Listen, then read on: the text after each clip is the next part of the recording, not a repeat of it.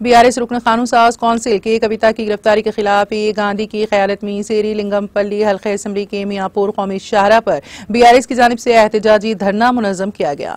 इस मौके पर मुकामी बीआरएस कायदीन और कारकुनों की कसीर तादाद ने शिरकत की। इस दौरान एहतजाजियों की जानिब से कविता की गिरफ्तारी पर अपनी शदीद रद्द-ए-अमल का इजहार करते हुए मोदी डाउन डाउन के नारे बुलंद किए गए।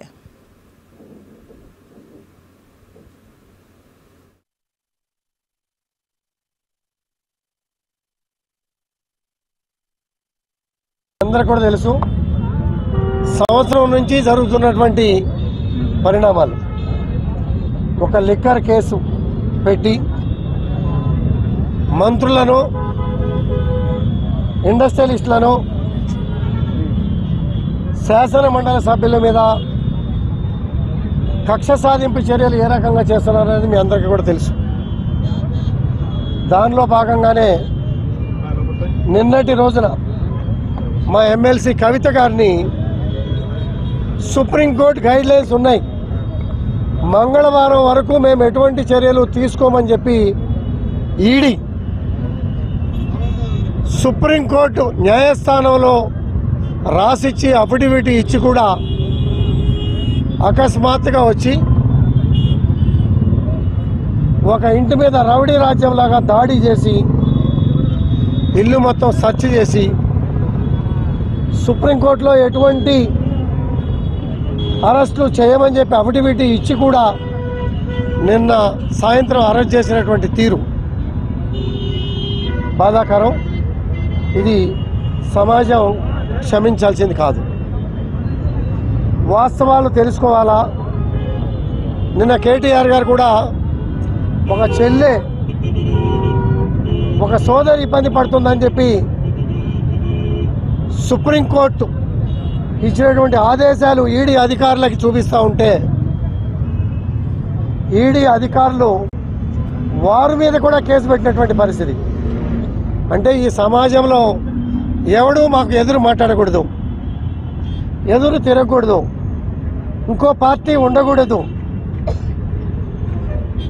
మోడీ ఇక్కడ వచ్చాడు, ఈడీ ఇక్కడ వచ్చాడు। నిన్న తెలంగాణ రాష్ట్రంలో జరిగినది ఏంటంటే మోడీ మల్కాజ్గిరి పార్లమెంటు కాన్స్టిట్యున్సీలో మోడీ వచ్చాడు, జూబ్లీ హిల్స్ కాన్స్టిట్యున్సీలో ఈడీ వచ్చాడు। మోడీ ఈడీల పాలన ప్రజల్ని 10 సంవత్సరాలు నిత్యావసర సరుకుల విషయంలో కానీ ప్రాంతాల అభివృద్ధి విషయంలో కానీ ప్రజలకి ఏమి సహకారం చేయకపోయినా ఒక్క రామ మందిరం వంక పెట్టుకొని వచ్చి అరెస్ట్ చేసి తీసుకెళ్ళినటువంటి విధానం, పోలీస్ ఫోర్స్, మిలిటరీ ఫోర్స్ దౌర్జన్యం, అధికారుల మాటల తీరు చూస్తే ఈ రాష్ట్రం ఈ దేశం ఎటుపోతా ఉంది। రాబోయే రోజుల్లో పేపర్లో కూడా రాస్తా ఉన్నారు, నాకు 400 సీట్లు ఇవ్వండి, మోడీ రాజ్యాంగం రాస్తా। బాబాసాహెబ్ అంబేద్కర్ గారు రాసినటువంటి రాజ్యాంగం కాదు, మోడీ రాజ్యాంగం రాస్తా 400 సీట్లు ఇస్తే। అంటే రాబోయే భవిష్యత్తు ఎలా ఉంటుందో ప్రజలందరూ కూడా ఆలోచించాలని, అదేవిధంగా ఈ అరెస్టుని రాష్ట్ర ప్రజలంతా ముక్త కంఠంతో ఖండిస్తూ ఉన్నారు, ప్రపంచమంతా ఎలక్ట్రానిక్ ప్రింట్ మీడియా తెలియజేస్తూ ఉన్నారు। ఒక వాస్తవాన్ని తేల్చాలంటే సంవత్సరాలు పట్టవు,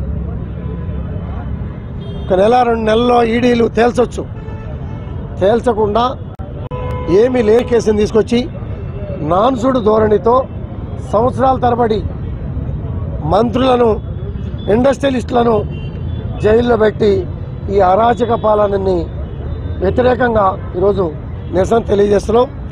నిర్దోషిగా వెంటనే సుప్రీంకోర్టు ఆదేశాల మేరకు ఎమ్మెల్సీ కవితని అన్కండిషనల్గా రిలీజ్ చేయాలి।